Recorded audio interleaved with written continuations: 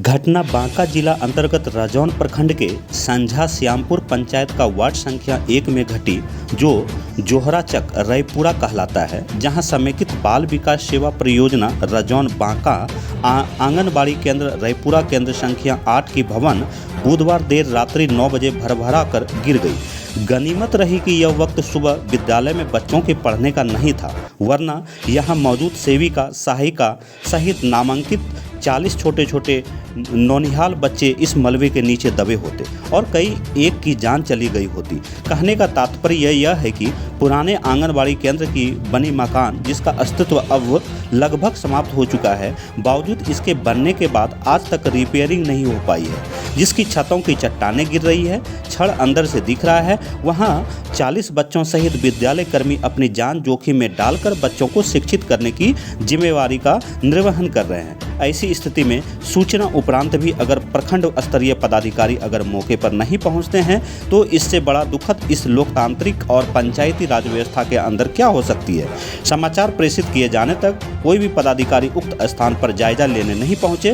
प्रथम व्यक्ति के रूप में सांझा श्यामपुर के वर्तमान मुखिया प्रतिनिधि व पूर्व मुखिया परशुराम मंडल ने मौके पर पहुंचकर वस्तुस्थिति का जायजा लिया। आंगनबाड़ी केंद्र की भवन के गिरने पर प्रश्न पूछने पर उन्होंने बताया कि मैं आम सभा में ग्रामीणों की बातों को रखते हुए इस प्रकरण को उठाया है, लेकिन अभी तक इस पर कोई ठोस पहल नहीं हो पाई थी।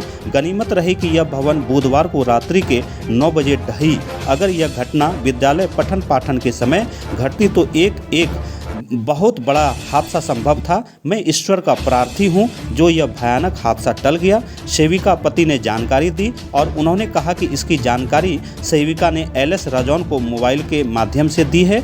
वहीं सीडीपीओ रजौन का फोन रिसीव नहीं हुआ। आगे एलएस ने लिखित रूप से आवेदन देने की बात कही है।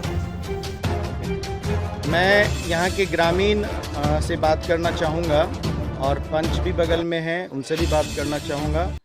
आपका शुभ नाम? रूपन पासवान। रूपन जी, बताइए, आप तो बुजुर्ग भी हैं, ये निर्माण कब का था ये बिल्डिंग?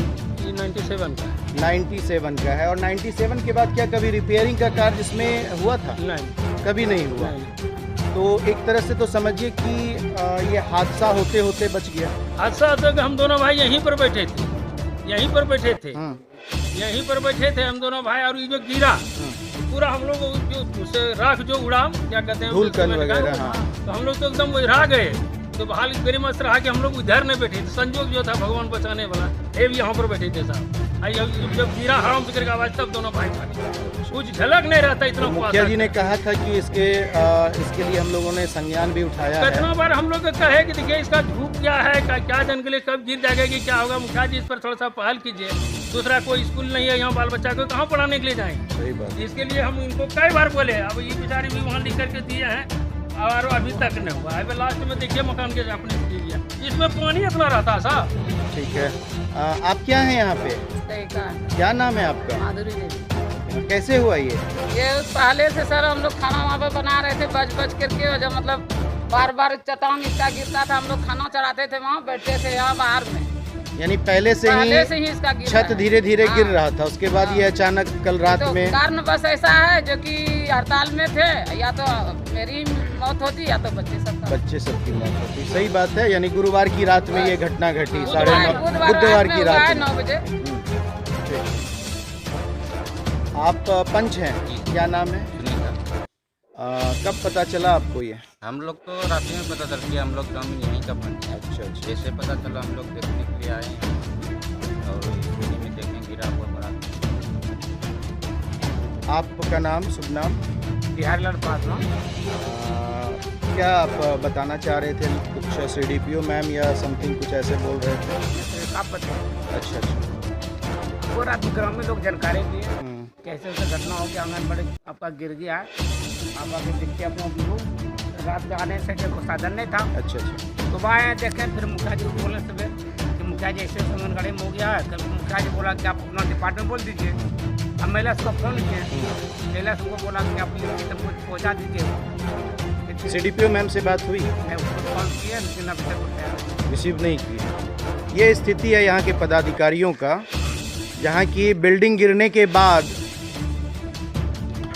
फ़ोन रिसीव नहीं किया जाता है। ऐसी स्थिति में अगर यहाँ कोई बड़ी घटना घट जाती, एक बड़ा वारदात हो जाता, बच्चे दब जाते, बच्चों की मृत्यु हो जाती, तो फिर यहाँ एक हुजूम लगता पदाधिकारियों का, एक मेला लगता मुखौटे के रूप में, सिर्फ देखने के लिए और सांत्वना देने के लिए।